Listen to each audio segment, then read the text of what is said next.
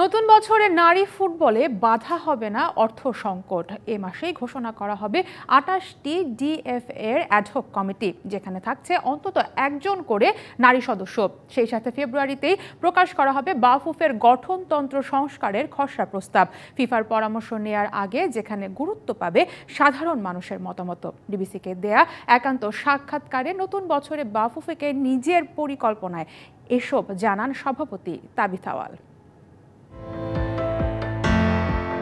বাফুফেতে শেষ হয়েছে কাজী সালাউদ্দিনের ১৬ বছরের সালতানাত। কিংবদন্তির কাছে সাধারণ মানুষের চাওয়া পূরণ হয়নি শতভাগ। হয়েছে নির্বাচন, এসেছে নতুন কমিটি, নেতৃত্বে তরুণ সংগঠক তাবিথ আওয়াল।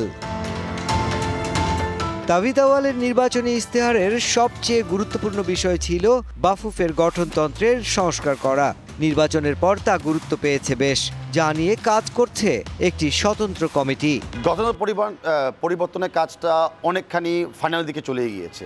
এটা একটা ইন্ডিপেন্ডেন্ট কমিটি দেখছে, আর সেই ইন্ডিপেন্ডেন্ট কমিটি যখন ফিফার সাথে কথাবার্তা বলে একটা ফাইনাল ড্রাফট দিবে, ফেব্রুয়ারি মাসের ভিতরে জন্য ফার্স্ট ড্রাফটটা আমরা ওপেনলি সবার সাথে শেয়ার করতে পারি।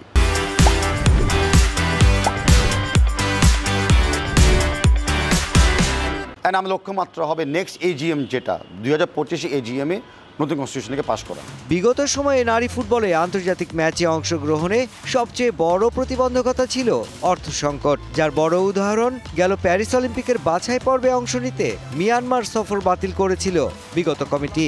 সেখানে ঘুরে দাঁড়ানোর প্রত্যয় তাবিথের। ঢাকা ব্যাংক যেভাবে নেক্সট বছরগুলোকে বিবেচনা করে যে অর্থর পরিমাণটা তারা কমিটমেন্ট দিয়েছে, ডেফিনেটলি অর্থ এক্সকিউজ আর হতে পারবে না।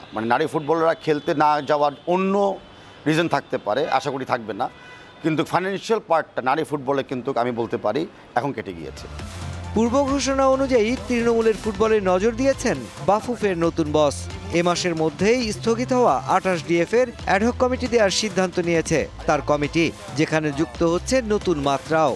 অনেক জায়গায় কিন্তু এক্সপায়ার করেছে, তো সেই এক্সপায়ার জায়গায় কিন্তু অতি শিগগিরই অ্যাডহক কমিটি আমরা ডিক্লেয়ার করব। নেক্সট অ্যাডহক কমিটিতে আমরা একটা পরিবর্তন আনতে চেষ্টা করি, সেটা হলো প্রত্যেক অ্যাডহক কমিটিতে একটা করে মহিলা সদস্য থাকতে হবে। এরই মধ্যে ১৪ জেলায় বয়সভিত্তিক ফুটবলের আসর চালুর উদ্যোগও নিয়েছে বাফুফে। Mushfiqur Rahman, DBC news, Dhaka.